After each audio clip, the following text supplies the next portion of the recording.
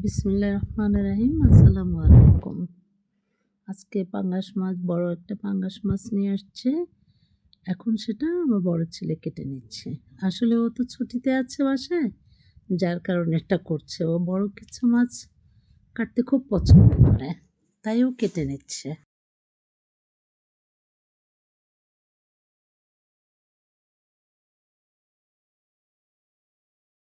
একদম কুটে ধুয়ে এখন আমি রান্না করবো।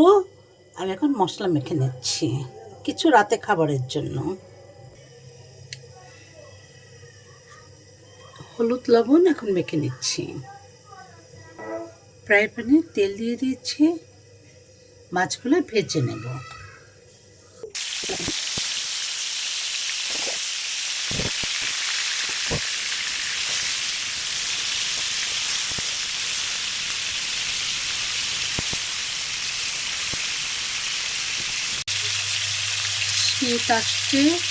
শীত আসলে আমাদের বাসায় অনেক পাঙ্গাস মাছ খাওয়া হয়, নদীর পাঙ্গাস এগুলো ডুলিয়ে ডুলিয়ে দেওয়া হবে। আর পাঙ্গাস মাছে অনেক তেল তো, আর এটা 4 কেজির মাছ তো, আর সেটা হচ্ছে চর্বি হয়নি, তেল হয়নি।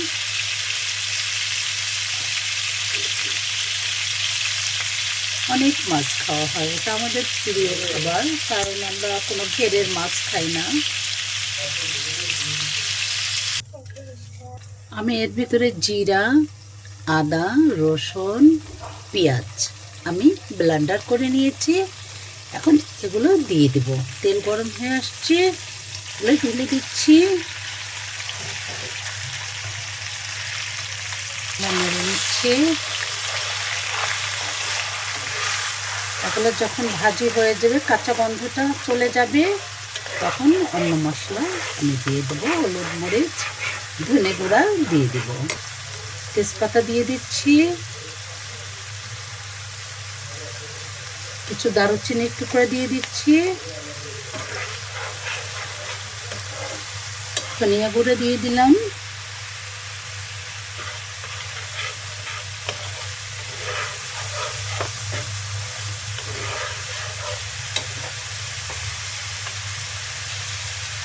আরও তেল লাগবে। মাছে তেমন বেশি সুন্দর তেল না হলে মজা হয় না। হলুদ গুঁড়া দিচ্ছি, মরিচ গুঁড়ো দিচ্ছি,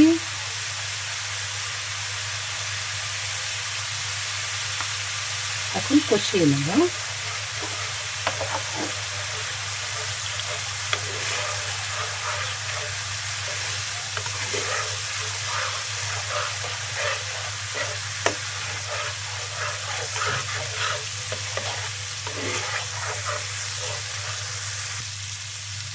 আমি ঝোল দিয়ে দিচ্ছি।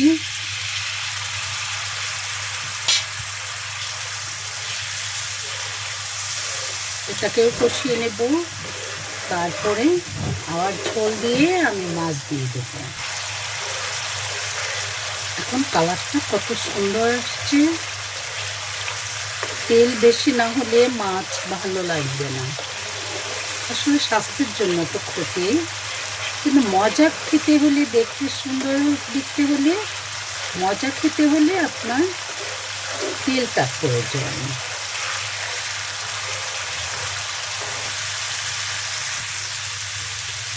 শীত আসলে আমার বড় ছেলে সাহেব মাছ যত বড় মাছ আছে তারা মাছ কেনার জন্য অস্থির হয়ে যায়।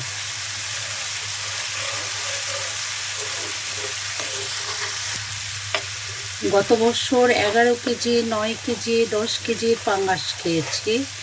এবছর এখনো বড়টা পাইনি, আলহামদুলিল্লাহ, আশা করি আনবে, নিয়ে আসবে ইনশাল্লাহ।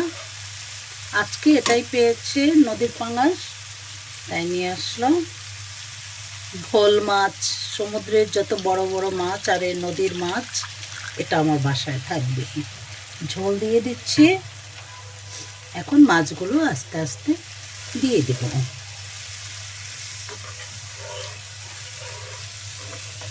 বড় মাছে আপনারা বেটে দিবেন, তারপরে রান্নার পরে যদি ভালো লাগে আপনাদের ইচ্ছা হয় বেরেস্তা করে দিবেন। কিন্তু সব কিছু পেঁয়াজ এগুলা বাটা মশলা করবেন। দেখছেন কি সুন্দর গাঢ় ঝোলটা, প্লেটে নিলে খেতে ইচ্ছে করবে।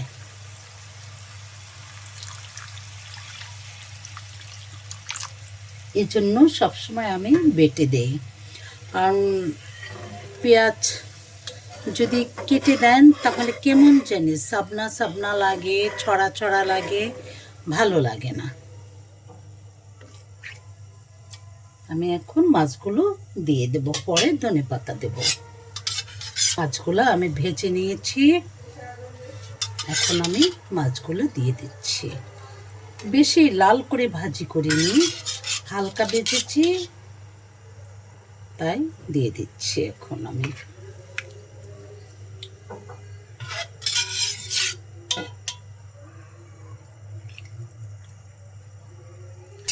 রাতে তো আমি তাই একটু অল্পই মাছ রান্না করছি, মনে করেন তাও 1 কেজি 1.5 কেজি হবে।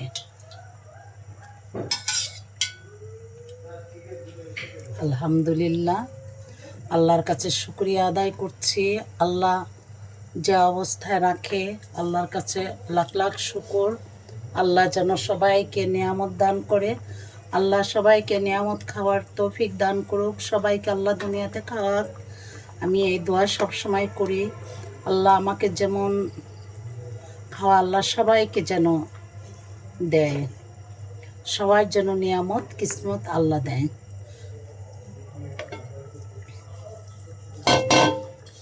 এই মাছগুলো বেশিরভাগ বরিশালেই পাওয়া যায়,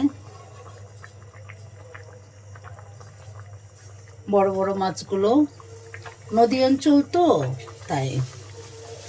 আলহামদুলিল্লাহ, আমি তেলগুলো দিয়ে দিচ্ছি। আলহামদুলিল্লাহ, এই প্লেটটা আমার বাবার, আব্বু খেত কাঁসার প্লেটে, এটা ফুল কাঁসা, এটা আমাকে দিয়েছে। আমি তো বড় মেয়ে, তাই আমাকে দিয়েছে।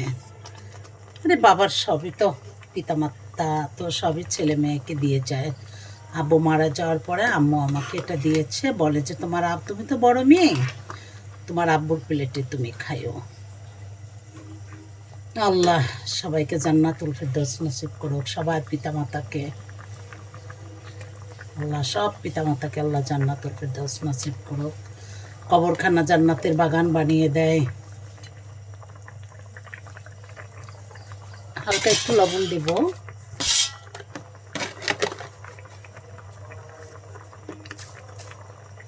একটু দিয়ে দিচ্ছি। আমার বাসায় আবার লবণ নিয়ে ঝামেলা হয়, একটু বেশিও হওয়া যাবে না, একটু কমও হওয়া যাবে না। মানে এক একজন আল্লাহ এক এক রকম সৃষ্টি করেছে, সবার কথা ভেবে চিন্তে রান্না করতে হয়।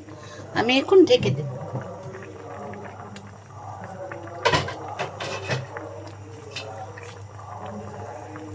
বিসমিল্লাহ, ঢেকে দিচ্ছি, সাথে থাক। একটু নেড়ে দিচ্ছি, হালকা হাতে নেড়ে দিতে হবে, প্রয়োজনে ফ্রাই প্যানটা দুলিয়ে নিতে হবে। এই যে এভাবে দিলেই হবে। আমি এখন কিছু ধনেপাতা দিয়ে দিচ্ছি। শীতের দিনে ধনেপাতা না হলে কোনো প্রকারই খাওয়া হয় না। আলহামদুলিল্লাহ, একটু পরে তুলে ফেলবো। সাহেবের জন্য এক সাইডে রুটি ভাজি করতেছি, আর এক পাশে রান্না হচ্ছে। কেউ রুটি দিয়ে খাবে, কেউ আতপ চালের ভাত খাবে, কেউ সিদ্ধ চাল দিয়ে ভাতে দিয়ে খাবে, এক একজন এক এক টাইপের। কেউ খাবে আতপ চালের ভাত, কেউ খাবে রুটি, কেউ খাবে সিদ্ধ চালের ভাত, লাল চালের ভাত। মানে বাসায় যা অবস্থা, মানুষ হচ্ছে এখন ছোট বাচ্চাকে নিয়ে 6 জন, অথচ এক এক রকমের এক একজনের খাবার। আমার বড় ছেলে আসছে ছুটিতে, এখন সে খাবে আতপ চাল, কেউ সাদা আটার রুটি, কেউ লাল আটার রুটি, মানে একটা চমৎকার সংসার আলহামদুলিল্লাহ। এই যে এখন তুলে ফেলবো, বেশি ঝোল একটু রাখতে হবে, যেহেতু কেউ রুটি খাবে, কেউ একটু ভাত দিয়ে খাবে।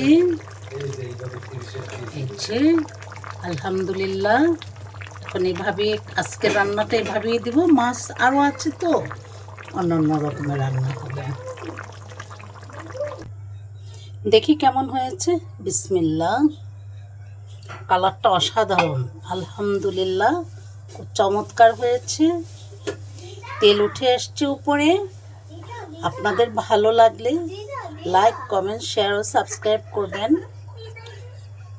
ভালো থাকবেন। আমার মতো এভাবে, আপনারা তো অনেক রান্না সুন্দর পারেন, তারপরও আমি আলহামদুলিল্লাহ আমার মতো একটু রান্না করে খাবেন, ইনশাআল্লাহ ভালো লাগবে।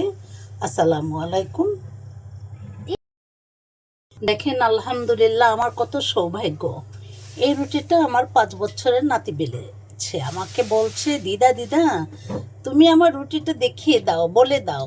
তাই বলে দিলাম। ভালো থাকবেন। আসসালামু আলাইকুম।